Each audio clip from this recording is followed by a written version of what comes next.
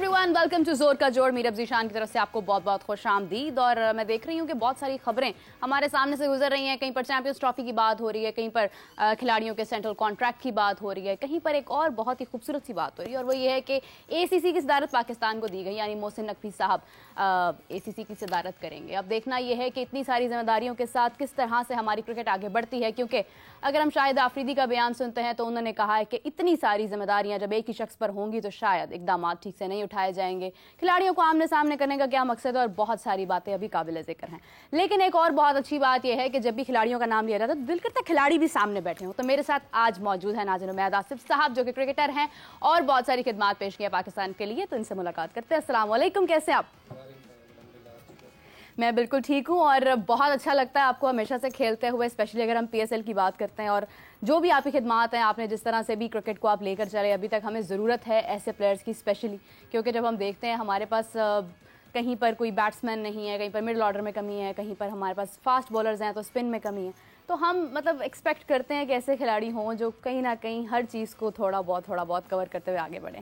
उम्मीद अगर एक होती है, एक इंस्पिरेशन होती है आपकी कि आपने फ़लाँ को देखकर बचपन में इंस्पायर हुए और उसके बाद आप आगे बढ़े और आपने सोचा कि क्रिकेट को मैं अपना आगे कैरियर परस्यू करूँगा। क्या इंस्पिरेशन थी?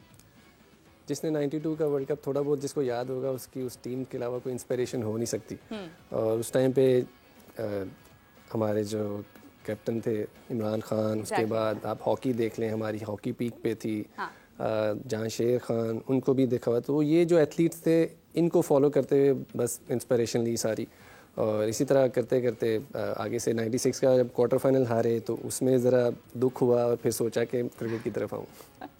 बिल्कुल सही है। अब देखिए, मतलब इसी तरह से होता है, कोई ना कोई आपकी इंस्पिरेशन होती है, फिर आप स्टेप बाय स्टेप आगे बढ़ते हैं और आप फाइनली अपना एक कैरियर परस्यू कर लेते हैं। और फिर बहुत अच्छा लगता है जब आप खुद वहीं पर उन्हीं स्टेडियम्स में, उन्हीं जगहों पर आप जब खुद मौजूद होते हैं और आप खेलते हैं तो एक बहुत ज़बरदस्ती फीलिंग आती है। नूर दस्तगीर बट मेरे साथ मौजूद हैं, जिन्होंने कॉमनवेल्थ में भी परफॉर्म किया, बहुत सारे इवेंट्स के अंदर उन्होंने परफॉर्म किया और स्पेशली गोल्ड मेडलिस्ट हैं 2022 की बात की जाए तो उनके साथ भी मुलाकात करते हैं। अस्सलाम वालेकुम नू, कैसे हैं आप? वालेकुम अस्सलाम, मैं बिल्कुल ठीक। बट साहब, वैसे तो मतलब कहते हैं कि इंसान को देखकर भी समझ आती है कि इसका क्या आगे माइंडसेट है, किस तरह से इसने जाना है। जिस तरह से आपने वेट लिफ्टिंग स्टार्ट की और उसके बाद आपने उसको यहाँ तक अचीव किया कि आप गोल्ड मेडलिस्ट बने, बहुत बड़ी बात है। What was your inspiration to be the weight lifter?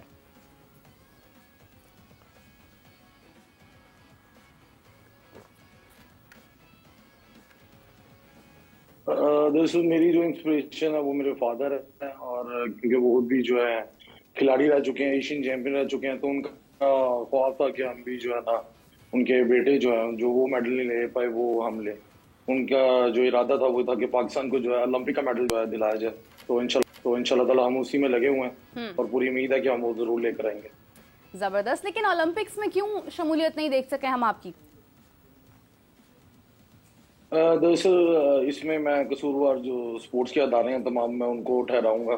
तकरीबन मुझे कॉमनवेल्थ गेम्स को जीते हुए 2 साल हो गए और 2 साल में किसी हुकूमती अदारे ने ना ही मुझे इंटरनेशनल ट्रेनिंग के लिए भेजा, ना ही हमारे वेट लिफ्टिंग के 5 इंटरनेशनल हमने क्वालिफाई राउंड खेले थे, जिसके बाद जो है मैं ओलंपिक क्वालिफाई करता। तो ना ही पाकिस्तान वेट लिफ्टिंग फेडरेशन ने मुझे कहीं पे भेजा, ना ही स्पोर्ट्स बोर्ड ने, ना ही PO ने, किसी अदारे ने जो है मतलब मुझसे रब्ता नहीं किया, ना ही मुझे पूछा गया कि मैं क्वालिफाई इवेंट्स के लिए जो है हम इसे भेजें और हम आने वाली जो 2 साल बाद जो ओलंपिक्स है उसमें जो है इसको तैयार करें। तो बिल्कुल ये जो कसूरवार है ये अदारों के, इन्होंने इवन के मैं तैयारी तो कर रहा हूँ लेकिन इन्होंने क्वालिफाई नहीं करवाया, तो मैं किस तरह ओलंपिक्स में जो पार्टिसिपेट करता फिर जाकर।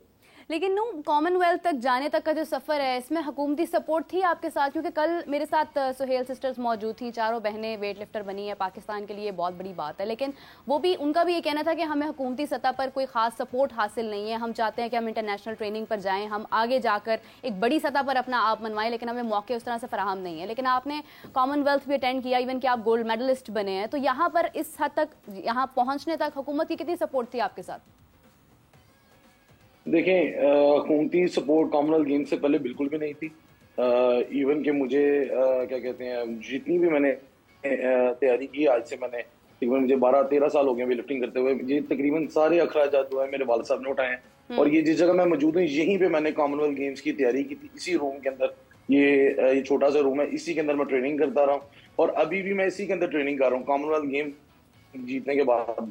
और पहले भी किसी हुकूमती सतह पे कोई सरपरस्ती नहीं की गई, ना ही क्योंकि हमें पता है प्लेयर्स अपील करते हैं और इसी तरह अपील करते रहेंगे और यहाँ पे कुछ भी नहीं होगा, हमें इस चीज का अंदाजा है। तो हम इस चीज के पीछे कभी भागे नहीं कि ये हमारे लिए कुछ करें। हम एटलीस्ट हम खुद जो कर सकते हैं हम वो कर रहे हैं और आगे भी करेंगे, लेकिन एटलीस्ट हमारे रास्ते तो ना रोके जाए।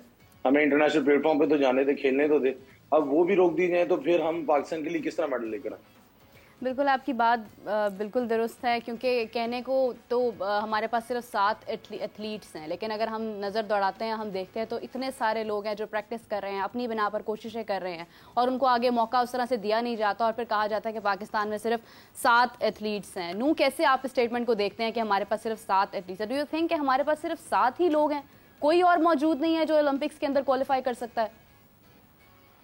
मैंने आज से 2022 में जब कॉमनवेल्थ गेम्स विन की थी, मैंने उसके बाद इंटरव्यू दिए थे, मैंने उसमें कहा था कि सिर्फ मुझे क्वालिफाई इवेंट्स खिला दीजिए, मैं किसी से अपील नहीं करता, मुझे सिर्फ क्वालिफाई इवेंट्स खिला दीजिए और मुझे सिर्फ पार्टिसिपेशन करवा दीजिए, ओलंपिक मेडल लेकर आने की जिम्मेदारी हमारी है। लेकिन किसी ने उस चीज़ पे अमल दरामद नहीं किया और बिल्कुल मैं टोक्यो ओलंपिक्स में अनफॉर्चुनेटली मैं कोरोना की वजह से, मुझे कोरोना हो गया था जिसकी वजह से मैं पार्टिसिपेट नहीं कर पाया। अदरवाइज जो टोक्यो ओलंपिक्स में सेकंड और थर्ड आए थे उनको मैंने ऑलरेडी बीट किया हुआ था। और उसके अलावा 2024 में जो लड़के अभी दोबारा वही पार्टिसिपेट कर रहे हैं जिनको मैंने बीट किया हुआ। तो अब अगर मुझे क्वालिफाइंग इवेंट ही ना खिलाया जाए, अगर मुझे पॉलिटिक्स के नजर में उन्होंने कर दिया है, तो फिर मैं क्या कर सकता हूँ? मैं तो हार्ड वर्क कर रहा हूँ, मैं तो अभी भी ट्रेनिंग करके हटा हूँ, मैंने शाम को भी ट्रेनिंग करनी है, मैं तो अपना काम कर रहा हूँ। लेकिन एटलीस्ट अदारे जो है उनको अपना काम करना चाहिए कि एटलीस्ट मेरिट के ऊपर भेजना चाहिए। कॉमनवेल्थ गेम्स का मेडलिस्ट मैं हूँ और जो लोग वहाँ पे ओलंपिक्स में मौजूद हैं वो तो मेडलिस्ट ही नहीं कॉमनवेल्थ गेम्स में। बिल्कुल सही है नू, thank you so much for joining us. और जिस तरह से कल भी मैं इजहार करी थी कि वज़ीर आला पंजाब स्पेशल अपील है कि जो भी खिलाड़ी, जो एथलीट्स हैं, जो कोशिशें अपनी जारी रखते हैं, जो अपनी बिना पर अपनी डाइट का खुद से ख्याल रखते हुए तमाम खेलों को अहमियत देते हैं, उन तमाम खेलों पर हमें गौर करने की ज़रूरत है। हम क्रिकेट की बहुत बात करते हैं, लेकिन अगर हम दीगर खेल देखते हैं तो हमारी आंखों के सामने ख़त्म होते जा रहे हैं। हॉकी हमारी आंखों के सामने ख़त्म हुई है, लेकिन हम इस तरह से नहीं होना चाहिए, क्योंकि जब हुकूमत बदलती है तो फिर उम्मीदें भी ज़्यादा बढ़ जाती हैं। तो इस पर गौर करने की बहुत ज़्यादा ज़रूरत है। Coming back to you Umaid, क्योंकि PSL की बात हम इससे पहले कर रहे थे और PSL में आपने परफॉर्म किया, 2018 की बात की जाए, उस वक्त के उमैद में और आज के उमैद में क्या फ़र्क है? देखें, एक्सपीरियंस तो है ऑब्वियसली कि मैं 6 PSL खेला, 4 के फाइनल में पहुंचे थे, तो अब जितना खेलते हैं आप एक्सपीरियंस गेन करते रहते हैं। और ये जो लर्निंग कर्व है ये कभी आपको नीचे नहीं सीधी नहीं करनी चाहिए, आपको जाने देना चाहिए ऊपर कोई, और आप हमेशा सीखते हैं बस। अब ये कह सकते हैं कि मुझे क्रिकेट का ज़्यादा नॉलेज हो गया क्योंकि इंटरनेशनल प्लेयर्स के साथ खेला 6 साल, और जिस तरह वो अपनी फ़िटनेस का ख्याल रखते हैं उसका ज़्यादा अंदाज़ा हो गया कि आपको क्या चीज़ चाहिए होती है। अब देखें, आई एम 40 राइट नाउ, और एट 40 आप अगर 140 कर सकते हैं, look 20 वो ये मुझे सारे कहते हैं, बट इट्स लाइक कि आप एट 40 इफ़ यू कैन बोल 140, तो इसका मतलब है कि आपकी कोई जो ट्रेनिंग रिजीम है वो अच्छी है। आई बिलीव कि जैसे अभी नूर बात कर रहे थे कि इन जो अभी जिनको कोई सपोर्ट नहीं मिल हुई उनको तो सपोर्ट उधर मिलनी चाहिए, बट आई बिलीव कि एक पूरा सिस्टम हमें चाहिए जो स्कूल से स्टार्ट हो। क्योंकि आप बाहर जाते हैं तो आपके एथलीट्स जो हैं वो स्कूल से स्टार्ट होते हैं बनना, जो हर गेम में पार्टिसिपेट करते हैं, उनकी ग्राउंड होती है स्कूल में। वो जब तक स्कूल्स में ग्राउंड नहीं होगी और उधर उनको फंडिंग नहीं होगी रिलेटेड टू स्पोर्ट्स, हमारे एथलीट्स इसी तरह बेचारे होते रहेंगे। बिल्कुल ऐसे ही है, क्योंकि एक सपोर्ट की ज़रूरत होती है। फैमिली एक हद तक सपोर्ट कर सकती है, उसके आगे फिर आगे डाइट, आगे मुकाबला इंटरनेशनल लेवल पर जाकर करना बहुत मुश्किल हो जाता है। उमैद, अगर हम देखते हैं PSL से मोस्टली खिलाड़ी हमारे आगे सिलेक्ट होते हैं, आगे टूर्नामेंट्स में जाते हैं, बड़े इवेंट्स में जाते हैं, उनकी सिलेक्शन होती है। सोशल मीडिया का भी बहुत ज़्यादा किरदार है, क्योंकि जब आप PSL खेलते हैं तो आप इंटरनेट पर छा जाते हैं। तो क्यों ऐसा होता है कि अपने ग्राउंड्स पर हम खेल जाते हैं, अपनी लीग्स में भी हम बहुत अच्छा खेल जाते हैं, लेकिन आगे जाकर फिर हम दब जाते हैं, परफॉर्म नहीं कर पाते हैं? क्या ऐसी कमी रह जाती है हमारे अंदर? ये probably I think it's about the culture जो राइट नाउ हमारे यहाँ पे है।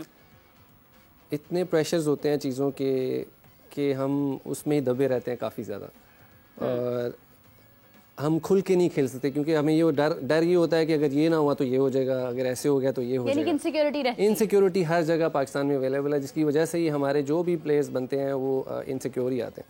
तो उनकी सिक्योरिटी के लिए जो भी हो सकता है वो आई डोंट नो, अब आप वो साइकेट्रिस्ट या साइकोलॉजिस्ट यूज़ करें या जैसे भी है, आई थिंक प्लेयर्स को इस बारे में सिक्योर करना बड़ा लाजमी है। बिल्कुल सही बात है, क्योंकि डेफिनेटली हर काम में एक प्रेशर होता है आपके माइंड के ऊपर, और इनसिक्योरिटी जब आप में आ जाती है, जो कि हमें एक्चुअली नज़र आ रही है। इस बार भी हमने देखा कि हमारे प्लेयर्स खेल रहे थे, लेकिन वो दब कर खेल रहे थे, वो खुल कर नहीं खेल रहे थे जिस तरह बाकी ममालिक के प्लेयर्स खेल रहे थे। कहीं ना कहीं ये इनसिक्योरिटी है। अभी रिसेंटली अगर हम देखें, सर्जरी की बहुत बात हो रही है, सब ने अपना अपना इसके ऊपर ओपिनियन दिया कि नहीं सर्जरी होनी चाहिए, नहीं होनी चाहिए, फ़लाँ प्लेयर आना चाहिए, फ़लाँ नहीं आना चाहिए। एक अगर कहा जाए, क्योंकि अब कैटेगरीज़ की भी बात हो रही है, प्लेयर्स को कैटेगरीज़ में भी शामिल करना चाहिए। पहले हम खुद बेजा मौके फराहम करते हैं प्लेयर्स को कि नहीं आप ही जाएं, आप ही जाएं। बहुत सारे लोग एक लाइन में होते हैं जिनको इंतज़ार होता है कि हम आगे जाएंगे, लेकिन फिर वो नहीं जा पाते हैं। बेजा मौके देने के बाद फिर हम खुद ही कहते हैं नहीं अब ये नहीं चल रहा, उसका कैरियर पूरा मुकम्मल शो करके पूरी दुनिया में तबाह करके उसको हम कहते हैं नहीं इसको फलां कैटेगरी में ले आओ, इसको अब आगे नहीं लेकर जाना, इसकी सर्जरी कर दो। तो ये तरीक़ाकार क्या मुनासिब है?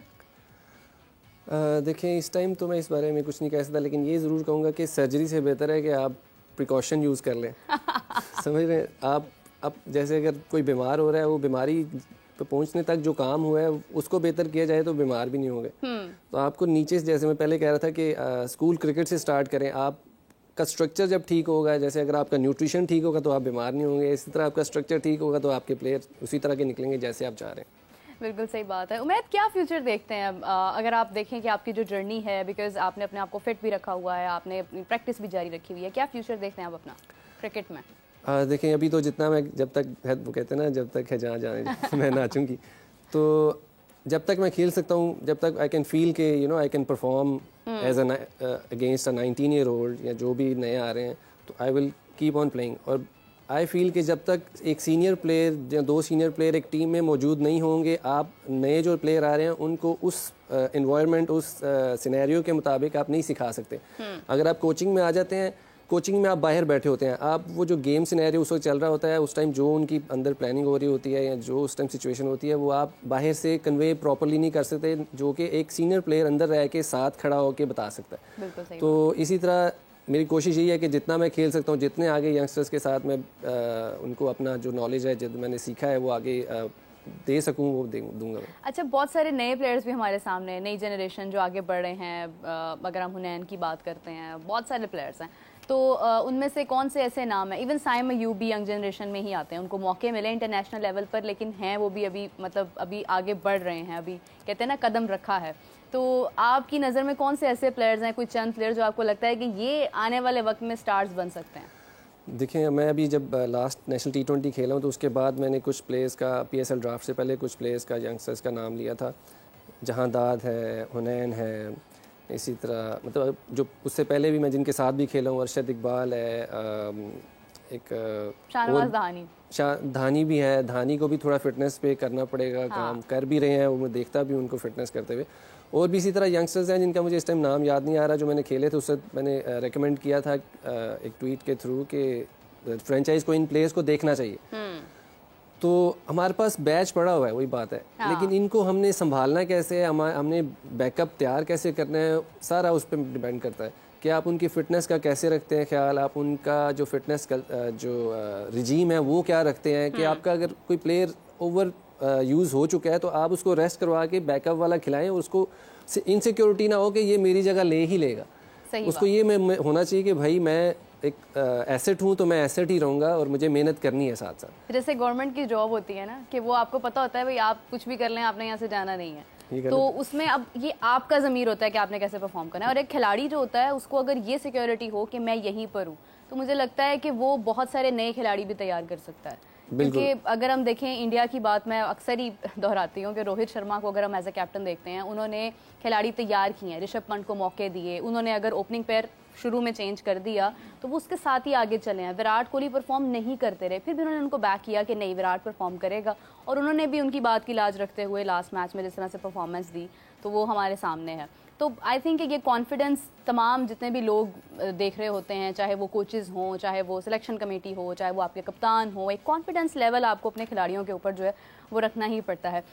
Coming back to the champions trophy, क्योंकि चैंपियंस ट्रॉफी पाकिस्तान में हो रही है और मैं देख रही हूँ कि जिसका जो दिल कर रहा है वो बोलता जा रहा है इसके ऊपर, जबकि हतमी बात अभी किसी बोर्ड की तरफ से सामने नहीं आई है। ना BCCI ने कुछ कहा है, ना PCB ने कुछ कहा है, किसी भी बोर्ड ने भी कुछ कहा नहीं है, लेकिन जो मीडिया प्लेटफॉर्म्स है वहाँ पर एक ही बात हुई है, भारत ने नहीं आना, भारत ने नहीं आना, भारत ने नहीं आना। पाकिस्तान को बहुत अरसे बाद एक मौका मिला है एक इवेंट ऑर्गेनाइज करवाने का। पास्ट में हमसे एक गलती हुई, हमने कंप्रोमाइज़ कर लिया, हाइब्रिड मॉडल पर चले गए। आज भी कहीं ना कहीं यही एक ख्याल तमाम लोगों के दिलों में है जो ये सोचते हैं कि शायद पाकिस्तान इस बार भी कंप्रोमाइज़ कर जाएगा और आगे बढ़ जाएगा। ACC की सदारत भी हमें मिली है, इतने बड़े ओहदों के बाद एक ICC का हम पे ट्रस्ट लेवल, क्या आपको लगता है कि ICC इस बात पर कंप्रोमाइज़ कर जाए कि पाकिस्तान को बोले कि ठीक है आप हाइब्रिड मॉडल पर चले जाएँ?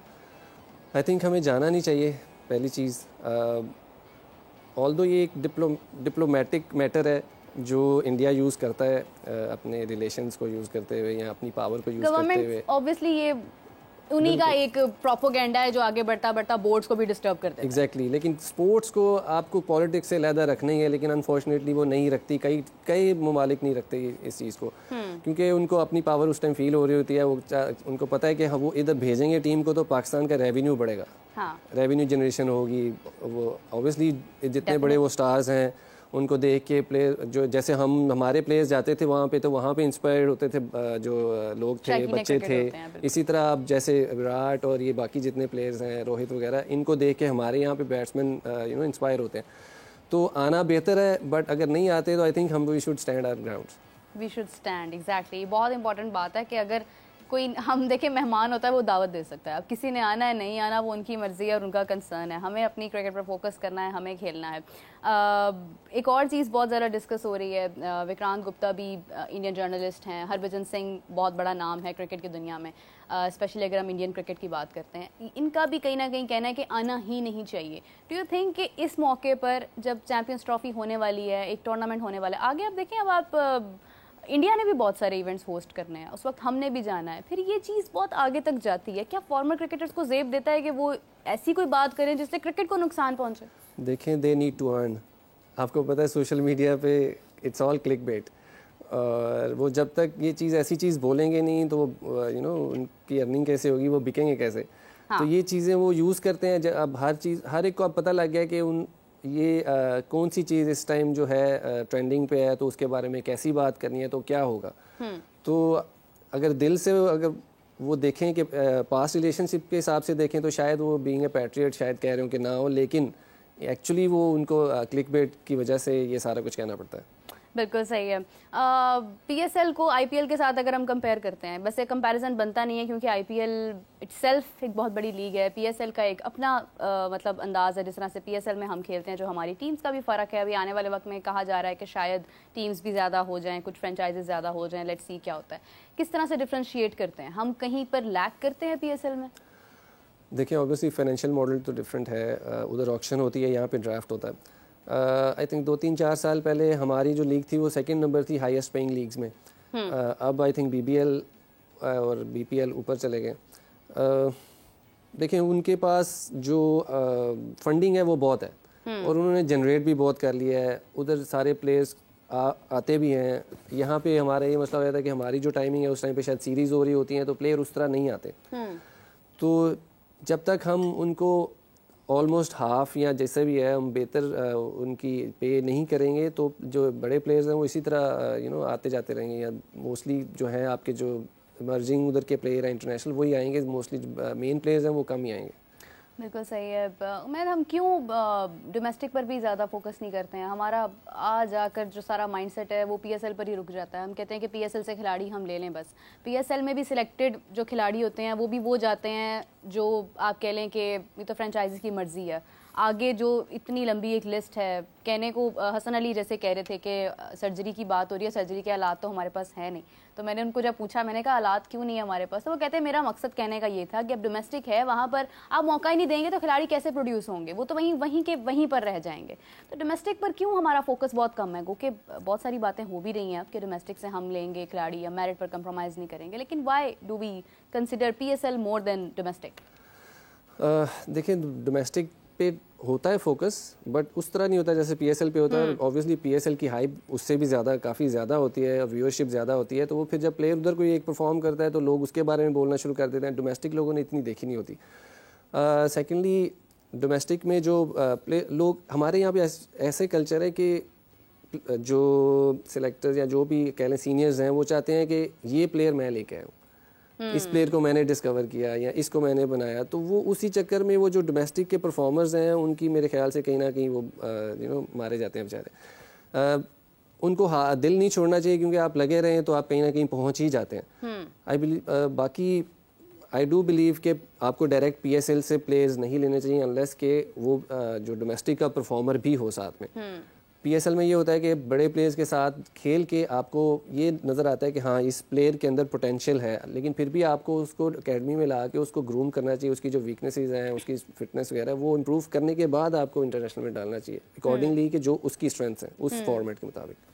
अच्छा, आप तो खुद भी खेलते हैं, जिस तरह भी आप बात कर रहे हैं कि हमें ज़रूरत होती है कि हम ट्रेन करें, हम उनकी वीकनेसेस पर काम करें। आप खुद भी खेलते हैं और आपको ये बखूबी अंदाज़ा होगा कि कोच की क्या जिम्मेदारी होती है। कहीं पर अगर मैं कोई गलती कर रहा हूँ, मुझे समझ नहीं आ रही है, तो कोच को देखना चाहिए, कोच को बताना चाहिए। डू यू थिंक कि इंटरनेशनल कोचेज़ वो रोल प्ले कर सकते हैं हमारी क्रिकेट में जो कह लें कि हमारे लोकल कोचेज़ हैं, वो क्या कौन सी ऑप्शन ज़्यादा बेहतर है अगर हम सेलेक्ट करें तो? देखिए समझाने के तौर पे तो ऑब्वियसली लैंग्वेज बैरियर होता है अगर इंटरनेशनल कोच आता है, बट अगर आप अपने प्लेयर्स को एजुकेट कर लें तो इंटरनेशनल कोचेज़ का एक्सपीरियंस थोड़ा ज़्यादा होता है। हमारे भी हैं, अगर हमारे सीनियर्स जो हैं जो बहुत ज़्यादा इंटरनेशनल खेले हुए हैं, अगर वो कोचेज़ बनते हैं तो वो हमारे लिए ज़्यादा अच्छा है। अगर उनको कम्युनिकेशन मेथड ऐसा हो जाए कि वो जो जैसे हमारा नॉर्मल कल्चर है डांट पीट वाला, डांट वाला, तो वो अगर खत्म अगर आप मतलब सिलेक्ट करें लोकल कोचेज़ में से कि हमारे मुल्क के ये कोचेज़ हैं, तो आप किसके अंडर कोचिंग करना पसंद करेंगे? देखिए मैं वसीम भाई के अंडर खेला हूँ। कराची किंग्स में अकरम भाई थे, ज़ल्मी में मोहम्मद अकरम, और कोयटा में मोइन भाई थे। तो हर एक का डिफरेंट तरीका है बात करने का।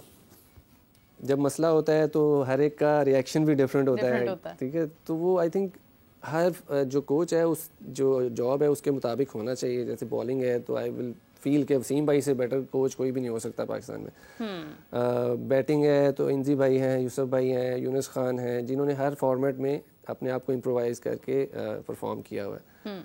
अगर स्पिन बॉलिंग कोच लेंगे तो मुशी भाई भी हैं, सकलैन भाई भी हैं। तो इसी तरह आई थिंक सारे इजाज़ भाई, बिल्कुल इजाज़ भाई हैं, इजाज़ अहमद सीनियर जो थे वो फील्डिंग उस वक्त के टॉप फील्डर वही थे। तो ये कोचेज़ में आई सी देम टुगेदर, और आई विल सी कि यार इनके अंडर टीम अच्छा कर सकती है। एग्जैक्टली। उमैद इसी के साथ हमें ज्वाइन किया है, स्पोर्ट्स की दुनिया में एक बहुत बड़ा नाम है, मिर्ज़ा इकबाल बेग साहब हमारे साथ मौजूद हैं। और डेफिनेटली बहुत दिनों से मुझे भी इंतज़ार था क्योंकि बहुत सारे सवालात थे और मैं चाह रही थी कि आप हमें ज्वाइन करें और आपसे बात करें। अस्सलाम वालेकुम, कैसे हैं आप? हेलो। अस्सलाम वालेकुम बेग साहब, कैसे हैं आप? नहीं, मैं अब्दुल माजिद भट्टी बात कर रहा हूँ। माजिद भट्टी साहब हमारे साथ मौजूद हैं। मुझे लगा कि शायद बेग साहब हैं, आज उन्होंने भी ज्वाइन करना है, थोड़ी सी कंफ्यूजन है। बेग साहब बड़ा नाम है, हम तो छोटे लोग हैं। माजिद भट्टी साहब, क्योंकि बहुत सारी बातें हैं दिल में और डेफिनेटली जब हम स्पोर्ट्स की बात करते हैं बहुत सारे जर्नलिस्ट हैं जो बहुत सारी गुफ्तगू भी कर रहे हैं और डेफिनेटली हर किसी की अपनी एक राय है, अपनी एक कह लें आपके डिस्कस करने का अपना एक अंदाज़ है। स्पेशली चैंपियंस ट्रॉफी की बहुत बात हो रही है आजकल। मैं देख रही हूँ कि अभी तक कोई हतमी फैसला किसी भी बोर्ड के हवाले से सामने आया नहीं है, लेकिन उसके बावजूद बहुत सी चीज़ें सामने आ रही हैं। स्पेशली अगर हम इंडियन जर्नलिस्ट की बात करते हैं, बहुत सारी प्रोपोगेंडा सा एक क्रिएट हो रहा है पाकिस्तान में। डू यू थिंक कि चैंपियंस ट्रॉफी का जो एक इशू चल रहा है, पाकिस्तान इसके ऊपर कंप्रोमाइज करेगा? देखिए, अगर आज तक जो पाकिस्तान भारत के हालात है और जो सूरत हाल है उसको देखते हुए और जो इंडिया के जर्नलिस्ट इन चीजों को रिपोर्ट कर रहे हैं, उनमें हमारे दोस्त हैं कुछ जो इंडियन जर्नलिज्म में बहुत बड़े बड़े नाम हैं। हाँ। तो उनके नामों को देखते हुए तो लग रहा है कि शायद भारत का पाकिस्तान आना नामुमकिन तो नहीं है, लेकिन आसान भी नहीं है। अब देख रहे हैं कि पाकिस्तान क्रिकेट बोर्ड, मोहसिन नकवी साहब ये अपने कार्ड किस तरह खेलते हैं, लेकिन जो हमें इस वक्त एडवांटेज है कि मोहसिन नकवी साहब इंटीरियर मिनिस्टर भी हैं और पीसीबी चेयरमैन भी है। इंडिया के पास जो एक बहाना है जिसकी वजह से वो पिछले 14-15 साल से पाकिस्तान आने से मना कर रहे हैं। वो कहते हैं कि जी पाकिस्तान के सिक्योरिटी हालात ज्यादा अच्छे नहीं है, तो मोहसिन नकवी साहब से बेहतर कोई शख्स नहीं है जो इंडियन क्रिकेट टीम को एश्योरेंस दे। और जब दुनिया की सारी बड़ी टीमें पाकिस्तान आ रही हैं, इंग्लैंड आ रहा है, Australia, south Africa, New Zealand, Sri Lanka, West Indies, तो इंडिया का क्या मसला है? लेकिन अगर सिर्फ इसलिए कि जो बीजेपी का बयानिया है, जो नरेंद्र मोदी की हुकूमत का बयानिया है एंटी पाकिस्तानी, उसको तकलीफ देने के लिए, अपने वोटर्स को खुश करने के लिए, तो मेरे ख्याल में खेल को अलग कर दें, सियासत को अलग कर दें, ये खेल के लिए नुकसानदेह है। फिर अगर इस बार भी इंडिया धोखा दे देता है और पाकिस्तान नहीं आता, तो पाकिस्तान के पास फिर मौका है कि अगला T20 वर्ल्ड कप, अगर मैं गलत नहीं कह रहा, तो भारत ने होस्ट करना, और भारत ने कम से कम 3 ICC इवेंट होस्ट करने। हम 2016 में इंडिया गए, हम पिछले साल अक्टूबर-नवंबर में इंडिया गए, तो हम हर बार कॉम्प्रोमाइज कर देते हैं। जब हमारा नंबर आता है तो एशिया कप के वक्त भी बहुत बड़ी बड़ी नजम सेठी साहब ने बातें की थी, और आखिर में हमने जो हाइब्रिड मॉडल था वो एक्सेप्ट कर लिया। तो मेरे ख्याल में इसमें ICC को भी रोल प्ले करना है, और पाकिस्तान क्रिकेट बोर्ड को फॉरेन मिनिस्ट्री के साथ, गवर्नमेंट ऑफ पाकिस्तान के साथ, प्राइम मिनिस्टर शहबाज शरीफ के साथ बात करके अपने कार्ड्स को बहुत मोहतात अंदाज में आगे बढ़ाना है, और बहुत मोहतात अंदाज में इस केस को लेके चलना है। लेकिन मेरा नहीं ख्याल कि कोई इंडिया का जवाब बनता नहीं है कि पाकिस्तान ना आए। माजिद साहब, हमारे पास अभी ACC की भी सदारत आ चुकी है, मोहसिन नकवी साहब के ऊपर एक और जिम्मेदारी है, और एक बहुत ही स्ट्रॉन्ग पॉइंट है हमारे पास, क्योंकि अगर हमारे पास इतने सारे एक इख्तियारात अगर हमारे पास हैं, तो आई थिंक हमें अपने डिसीजंस के साथ भी उसी तरह से स्टैंड करना चाहिए। PCB ने अगरचे जिम्मेदारी ICC की लगाई है कि वो BCCI को कन्विंस करते हैं, नहीं करते हैं मौजूद, अगर वो क्रिकेट में आगे पाकिस्तान आना चाहते हैं या नहीं आना चाहते हैं, लेकिन इन तमाम जिम्मेदारियों के बाद आपको लगता है कि ICC किसी किस्म का कंप्रोमाइज़ करेगी हमारे ऊपर? हम अगर स्टैंड करते हैं अपने फैसले के साथ, जिस तरह से आप कह रहे हैं, तो उसके बाद इसमें कोई तब्दीली नहीं होगी इस फैसले में?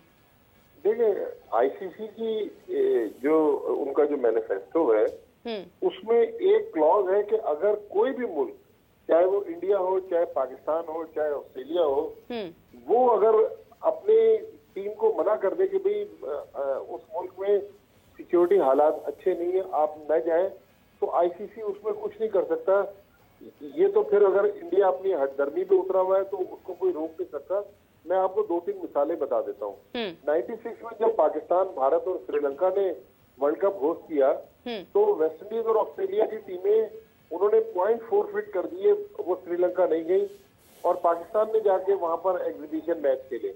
फिर 2003 के वर्ल्ड कप में इंग्लैंड की टीम, उसने रॉबर्ट मुगाबे की हुकूमत थी, उसने पॉइंट फोरफिट किए, वो जिम्बाब्वे नहीं गई।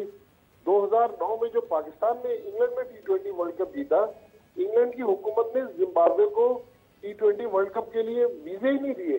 तो ये बहुत सारी मिसालें हैं, लेकिन मैं वही आपसे अर्ज कर रहा हूँ कि पाकिस्तान क्रिकेट बोर्ड अगर मोहतात अंदाज में थोड़ी लॉबिंग करे। देखिए, आज हमारे लिए जो इंटरनेशनल क्रिकेट में मसाइल हैं, उसकी बेसिक वजह ये भी है कि इंटरनेशनली आज हम आइसोलेट है। अफगानिस्तान भी हमारे साथ वैसा बर्ताव नहीं करता जितना हमने उनके साथ नेकियां की हुई है। श्रीलंका वो भी 50-50 है, ज़ाहिर है इंडियन मार्केट का पैसा इतना ज्यादा है। बांग्लादेश वो भी पूरी तरह पाकिस्तान के साथ नहीं है। तो ये जो हमारी लॉबिंग का मसला है कि इंटरनेशनली पाकिस्तान के पास इतनी अच्छी और मजबूत लॉबी नहीं है, और इंडियन मार्केट में चूंकि पैसा बहुत है, ICC के मोस्टली जो स्पॉन्सर्स हैं वो इंडियन कंपनियां हैं, इसलिए ICC को भी इंडिया की तरफ जाना पड़ता है। लिहाजा जब तक इंडिया कन्विंस नहीं होगा, मेरा ख्याल में ICC को उसको पाकिस्तान में लाना वो काफी मुश्किल दिखाई दे रहा है। बिल्कुल सही है, और मेरे ख्याल से जब हम इसी तरह की चीज़ें खेल के साथ करते हैं तो हमारी खेल को ही उस चीज़ का नुकसान पहुंचता है। पाकिस्तान इंडिया का मैच ना सिर्फ पाकिस्तान में बल्कि दुनिया भर में सबसे ज़्यादा अहमियत का हामिल होता है। मारिद साहब मेरे साथ उमैद आसिफ भी मौजूद है, और मैं अभी उनसे डिस्कस कर रही थी कि अगर हम सेंट्रल कॉन्ट्रैक्ट की बात करते हैं, खिलाड़ियों को बेजा मौके भी हम देते हैं, उसके बाद फिर उनकी कैटेगरीज में उनको लेकर जाना, शादाब को नीचे ले आना, नसीम शाह बहुत डिजर्विंग है, उनको हम नंबर 1 पर यानी ए कैटेगरी में लेकर आ रहे हैं। इसके बावजूद आप डोंट यू थिंक खिलाड़ियों के साथ ये कहीं ना कहीं उन्हें तनज़्ज़ुली का शिकार बनाना भी है? आप पहले खुद ही उनको मौके दे रहे हैं, फिर उनको टेस्ट करने के बाद भरपूर मौके देने के बाद आप उनको खुद ही नीचे लेकर आ रहे हैं, तो क्या ये तरीकाकार मुनासिब है? देखिए, सबसे पहले मैं उमैद हाफिज की बात करता हूँ कि ये वो पाकिस्तान के प्लेयर्स हैं जो हाईली अंडररेटेड है, जिनको मेरे ख्याल में बहुत अरसे पहले पाकिस्तान के लिए खेल जाना चाहिए था, लेकिन अनफॉर्चुनेटली हमारे यहाँ जो एक सिस्टम है, बाज़ दफा दोस्ती यारियां भी चलती हैं, बाज़ औक़ात लाइकिंग डिसलाइकिंग की वजह से भी प्लेयर इग्नोर होते हैं। मैंने काफी इनको फॉलो किया पीएसएल में, और मैंने इनको दुबई में बेतहाशा इनके मैचेस कवर किए। फिर इनका जो स्टाइल है, तो हमारे पास प्लेयर बुरे नहीं है, हमारे पास एक तो आंख नहीं है जो प्लेयर्स को परख सके, दूसरा लाइकिंग डिसलाइकिंग की वजह से भी हमारे बहुत सारे प्लेयर्स जो हैं वो या तो उनके कैरियर तबाह हो जाते हैं या फिर वो इंटरनेशनल क्रिकेट में आने से जो है वो मना हो जाते हैं। लेकिन जो सेंट्रल कॉन्ट्रैक्ट का मसला है, मेरे ख्याल में शायद मैंने इस 25-30 साल के अंदर दुनिया में सारे मुल्कों में मैंने क्रिकेट कवर की जाने का इत्तेफाक हुआ, बड़े बड़े जर्नलिस्टों के साथ प्रेस बॉक्सेस भी शेयर किए, लेकिन मेरे ख्याल में शायद पाकिस्तान दुनिया का वाहिद मुल्क है। शहरियार साहब के दौर में मेरे ख्याल में 2003 में या 4 में पहली बार पाकिस्तान में सेंट्रल कॉन्ट्रैक्ट इंट्रोड्यूस हुआ। आज हम 2024 के जुलाई के भी एंड में खड़े हुए। हर बार सेंट्रल कॉन्ट्रैक्ट जो है ये एक मजाक हमारे यहाँ बन जाता है कि किसको देना है, किसको नहीं देना, किसकी तनज़्ज़ुली। भाई देखिए, एक इसमें कोई रॉकेट साइंस नहीं है, क्लियर कट फार्मूला है। अगर उमैद हाफिज परफॉर्म कर रहे हैं तो उसको आप पाकिस्तान टीम में लाके ट्राई तो करें ना। आपने ये कह देना कि हमारे पास ऑलराउंडर नहीं है, भाई ऑलराउंडर तो है। बिल्कुल सही बात। आप खतरात से मोड़ क्यों, खतरात से खेलने के लिए तैयार नहीं है? पास में हमने देखा इमरान खान घरों से प्लेयरों को बुलाकर डेब्यू करवा देते थे। वकार यूनुस की मिसाल है, तौसीफ अहमद की मिसाल है, और बेताशा प्लेयर्स हैं। लेकिन हमारे यहाँ सेंट्रल कॉन्ट्रैक्ट के चक्कर में हम उलझ जाते हैं। मेरे ख्याल में बजाय सेंट्रल कॉन्ट्रैक्ट को मजाक बनाने के, हम प्लेयर्स की मैच फीस बढ़ा दें, उनकी मराद बढ़ा दें, उनको कॉम्पनसेट कर दें। लेकिन ये सेंट्रल कॉन्ट्रैक्ट में जी फलां को प्रमोट कर दें, फलां को डिमोट कर दें, मैं तो इसके हक में नहीं हूँ। अब 20 साल के इस तजर्बे के बाद और पिछले साल जब प्लेयर्स ने अपनी मर्जी से पैसे बढ़वाए, एक कैटेगरी में तकरीबन 55 से 60 लाख रुपए एक प्लेयर को मिल रहे थे। प्लेयर को पैसा मिलना जाहिर है, उन्हीं की तरफ से पैसे आ रहे हैं, उन्हीं की वजह से आ रहे हैं, उनको मिलने चाहिए। लेकिन उनकी अगर परफॉर्मेंस नहीं है तो फिर उनकी प्रमोशन के बजाय उनकी डिमोशन करने की जरूरत है। जब तक देखिए, ये तो हमारे और आपके इदारे में भी होता है ना। अगर आप अच्छा प्रोग्राम कर रही हैं तो एंड ऑफ द ईयर आपकी सैलरी भी बढ़ जाएगी, आपकी प्रमोशन भी हो जाएगी। अगर आप बुरा प्रोग्राम कर रही है तो हो सकता है कि आपको कोई और एंकर रिप्लेस कर दे। तो क्रिकेट में अनफॉर्चुनेटली सजा और जजा का जो निजाम है वो शख्सियात से जुड़ा हुआ है। मेरे ख्याल में अब हमें शख्सियात और स्टारडम से निकलकर हकायक की तरफ जाना चाहिए, अगर वाकई हम अपने क्रिकेट को खड़ा करना चाहते हैं। माजिद साहब, बहुत सारे खेल ऐसे हैं जिनके अंदर हम बहुत कंप्रोमाइज़ कर जाते हैं। हम उन खेलों को अपनी आंखों के सामने ख़त्म होता हुआ देखते हैं। हॉकी से शुरू करते हैं, ओलंपिक्स तक जाते हैं। बहुत सारे ऐसे खिलाड़ी हैं जो अभी भी इंतज़ार में थे कि हमें आगे मौका मिले, हम आगे जाएं, लेकिन किसी किस्म की उनको सपोर्ट हासिल नहीं हुई है। क्रिकेट में अगर हम बात करते हैं, फैसले तो बहुत बड़े लिए जा रहे हैं। कहा जा रहा है कि फ़िटनेस पर कंप्रोमाइज़ नहीं होगा, डिसिप्लिन पर नहीं होगा, मेरिट पर फैसले होंगे, फिटनेस टेस्ट होंगे।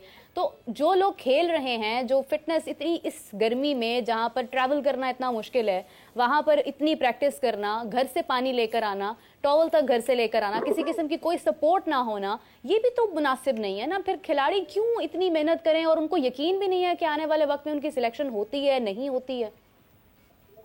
देखिए, ये बात तो हकीकत है कि अगर खिलाड़ी को उसकी मेहनत का सिला न मिले तो वो डिसार्ड तो हो जाता है। लेकिन आज जितनी सहूलतें हैं, मैं आपको 80s की बात बताऊं कि जो कायदेदार ट्रॉफी वगैरह के मैच होते थे, प्लास्टिक या जो वो जो स्टील की बाल्टियां होती हैं उसमें पानी आया करता था वाटर ब्रेक में। और ड्रेसिंग रूम में आज तो मिनरल वाटर और पता नहीं बड़े बड़े कैटरर्स से उनके खाने आ रहे हैं, लेकिन वो जो प्लेयर थे उन प्लेयर्स की आप क्वालिटी देख लें।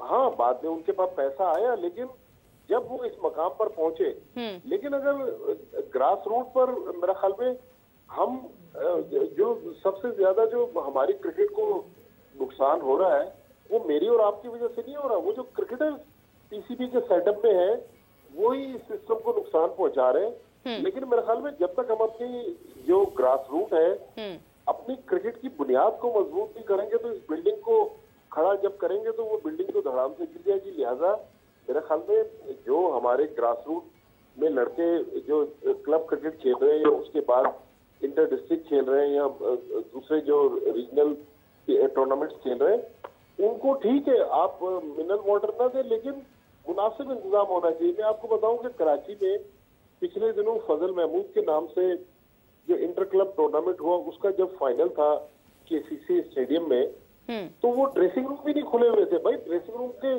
ताले खोल के प्लेयर अगर गर्म मौसम में पंखे के नीचे बैठ जाएंगे और टॉयलेट वगैरह साफ सुथरे इस्तेमाल कर लेंगे तो इससे किसी को नुकसान तो नहीं है। ये इतने बड़ी बड़ी हमने बिल्डिंगें खड़ी कर दी इन प्लेयर्स के लिए है ना।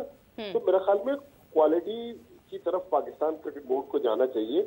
बहुत ज्यादा क्वांटिटी जो है ना वो भी नुकसानदेह है। अब दुनिया में आप देखें, हम बार बार भारत की बात करते हैं, भारत ने मेरे ख्याल में अपने क्रिकेट सिस्टम में बहुत माइनर सी चेंजेस की होंगी, लेकिन मैं अपने जर्नलिज्म कैरियर में बता दूं, मैंने 15 से 20 बार मुख्तलिफ चेयरमैन को देखा है कि कोई चेयरमैन कोई निजाम ला रहा है, कोई निजाम ला रहा है, कोई कह रहा है कि हम ऑस्ट्रेलिया का निजाम ले आए, अब तो हमारे पास प्लेयर्स की फैक्ट्री आ जाएगी। और ऐसे वर्ल्ड क्लास प्लेयर तो भाई वो ऑस्ट्रेलिया के निजाम से जो प्लेयर निकले थे वो कहाँ चले गए। तो लिहाजा जो क्रिकेटर पाकिस्तान क्रिकेट बोर्ड से जुड़े हुए उनसे हाथ जोड़ के इंतजार कर रहा हूँ कि भाई आप मोहसिन नकवी साहब को या जो दूसरे चेयरमैन है या पीसीबी के नॉन क्रिकेटर्स अफसरान हैं उनको सही मशवरे दें। वरना पहले मैं भी इस बात पे यकीन नहीं करता था, लेकिन अब इतनी तेजी से हमारी क्रिकेट डिक्लाइन की तरफ जा रही है कि कई बार अब मेरा दिल भी सोचता है कि यार ऐसा ना हो कि क्रिकेट जो है वो भी हॉकी स्क्वाश की तरह वो भी बिल्कुल लोअर लेवल पे चला जाए। और जिस तेजी से हमारी टीम गिर रही है, टीम इसलिए नहीं गिर रही कि हमारे पास प्लेयर नहीं है, हमारे पास उन प्लेयर्स को मौका नहीं दिया जा रहा जो परफॉर्म। लिहाजा हमें अपने सिस्टम को मजबूत करना है, चाहे को ले आए चाहे गैरी कर्सन को ले आए। सिस्टम को जब तक आप टाइम नहीं देंगे, किसी भी कोच के पास, हेड कोच के पास अलादीन का चिराग नहीं है कि वो आएगा और पाकिस्तान टीम को ओवरनाइट वर्ल्ड क्लास बना देगा। सिस्टम में 3-4 साल का जब तक हम टाइम देंगे उसके बाद हमारी टीम खड़ी हो सकती है। और इसी तरह पीसीबी में भी आप देखें ना, 3 साल में 4-5 चेयरमैन चेंज हो गए, हर चेयरमैन अपनी नई पॉलिसी ला रहा है, वहां भी इस्तेकाम की जरूरत है।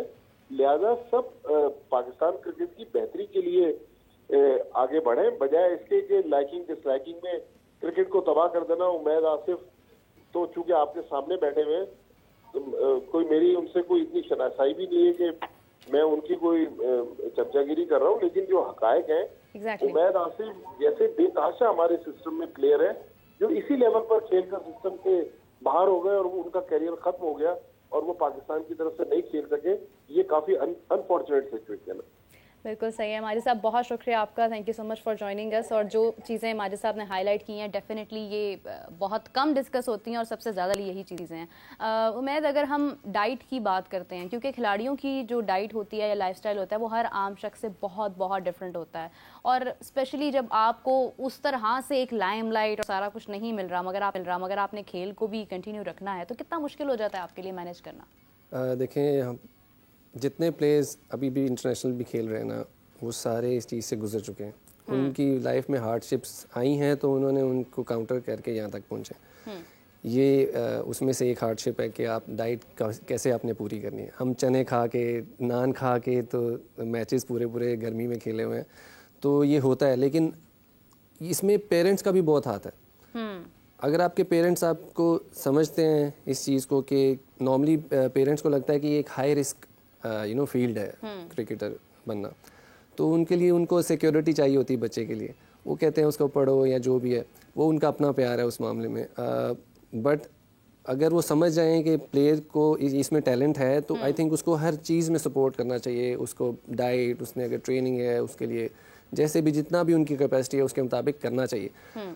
इसके अलावा मेरे ख्याल से पीसीबी को भी चाहिए कि ग्रास रूट तक फंडिंग इस तरह की प्रोवाइड करें या फिर ऐसा सिस्टम बनाएं कि जिससे फाइनेंसेस प्रोड्यूस हों जो कि ऐसे क्रिकेटर्स को जो अपकमिंग है, जो क्लब्स में खेलते हैं, जिनके जो जैसे स्कूल्स में स्कॉलरशिप होती है, अगर आपको इस तरह के प्लेयर्स नज़र आ रहे हैं तो आप उनको एज ए स्कॉलरशिप उनको रखें और उनकी ये सारी ज़रूरियात पूरी करेंगे तो आई थिंक बहुत सारे प्लेयर्स जो है ना आपको आगे से मिलना शुरू हो जाएंगे।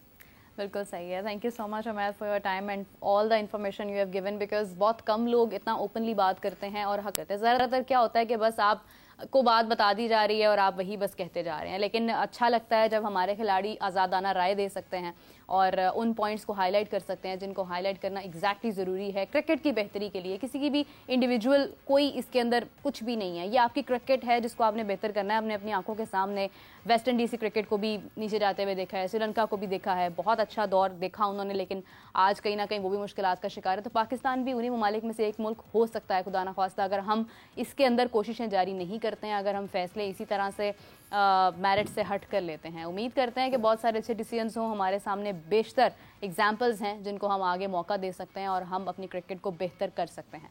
सो मुझे इजाज़त दीजिए। Umaid again thank you so much for joining us और आपसे मुलाकात होती है 4 PM। तब तक के लिए अल्लाह हाफ़िज़।